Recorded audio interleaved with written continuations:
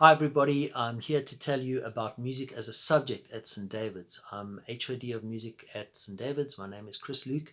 I've been at St. David's about 8 years. It's been a wonderful journey.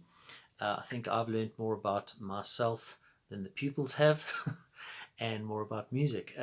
It's been absolutely fascinating.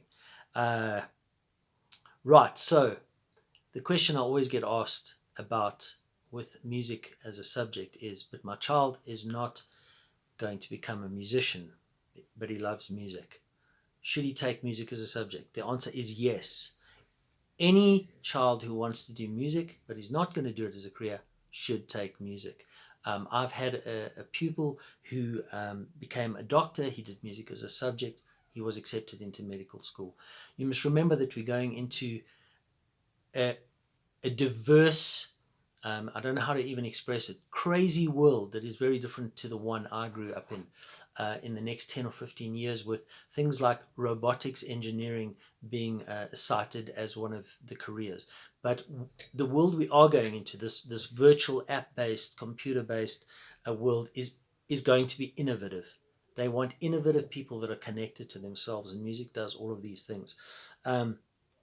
Music is a highly creative, eclectic, multidimensional subject.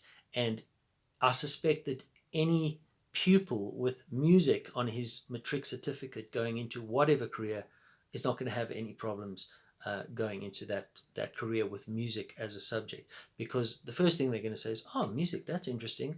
Wow, okay, you want to go into an IT related career, but music coming along with that, you've got so much more perspective on creativity, on personal connection.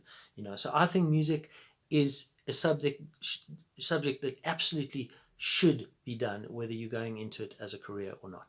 Okay, so you can also get more information on music as a subject in the subject choice booklet, and that will give it to you in written form. So please go and have a look at that. And remember that there's an extra cost involved in music with regard to practical lessons.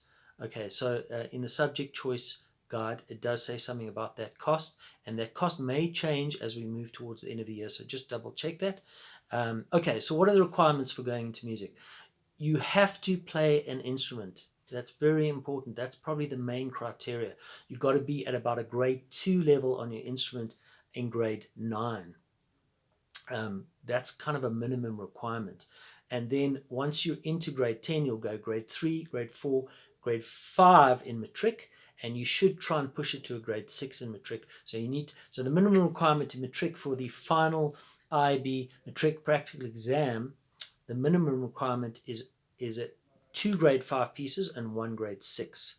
I have had a pupil who's done all grade 5. The mark comes down a little bit, but it can be done. So if you can get to a grade 5 on your instrument by matric, you're a good candidate. Okay, secondly, you need music theory once you study the subject, but it is not a requirement for entering the subject. I take everybody from never having done music theory right through grade 1 up to grade 5, and we go slightly into grade 6 in matric to cover more advanced concepts. So theory is in fact not a requirement, but it does help. Okay, so that's theory and practical. So those are different requirements. Let me quickly tell you about the components of music that your child is going to study as a subject. So there are 5 components. There's history, theory, practical, oral, and repertoire. Okay, I love all these components. I mean, there's some people who hate teaching music theory. I don't understand, because it's just the most fascinating thing you will ever learn. I start their music history with Hildegard von Bingen in 500 AD, and I go up through the medieval era, through the Renaissance, and then we start with the Baroque era in the 1600s, the classical era in 1750, the Romantic era in about 1810, and the modern era in 1900s. And then I show them how the tonal journey goes from this glorious music in the Baroque era with in the era of Bach, with Handel's Messiah and Vivaldi's Four Seasons, and then ends up with a total breakdown in tonality in 1910 with Arnold Schoenberg. And then it goes into Stravinsky, who was neoclassical, who then got very frightened of this breakdown in tonality and started to try and take the classical principles from the classical era in the 1700s and put them back into modern music. And then out of this wild classical music came things like jazz, rock, and I even talk about EDM and hip hop and so on. So music history is fascinating, and I really enjoy the subject. Okay, music theory is something I didn't do very well at school. I wasn't very good at maths, and theory is kind of mathematical. But because of that, I've developed my own step way of teaching it, and I've got a awesome way of teaching theory, and I've had excellent results. So I don't see any problem with me taking. I've taken people from scratch in grade 10 right through to an official grade 6 Trinity in matric, and with very good results of over 80% for those exams. So and I've got a fantastic online site that I follow also with that, with tutorials and so on. So and I really love theory, and I try to make theory real. I try to explain to the boys that ultimately music is sound. So there's this kind of dichotomy in theory, this duality, because theory is really just a mathematical set of symbols on paper, but ultimately you're expressing yourself to an audience, and that is from your heart, your instrument, or your voice out to the audience, and it's an invisible um, entity that people hear. And now suddenly we have to study these dots on paper. So I try and connect everything. Right, and then there's practical, which is your instrument, which I've told you about. You do need a separate teacher for that, and there is a separate cost. And then there's oral music. Oral music is about hearing and singing music. I do believe that anybody who can't sing should sing. I don't sing very well, but I spend a lot of time singing. I think parents should sing. I think everybody should sing. So whether you can sing or not, you end up singing.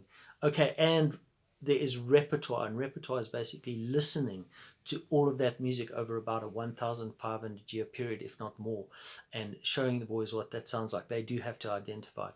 So it is a multi-dimensional subject. There's quite a lot of work involved. It's certainly not an easy option. So please think it through carefully. If you want to contact me on my email. I'll send you my cell phone number if you want to talk telephonically. And we probably should have a meeting before your son decides to take music. So I think that's a good idea. Thank you very much. I hope you have a lovely day.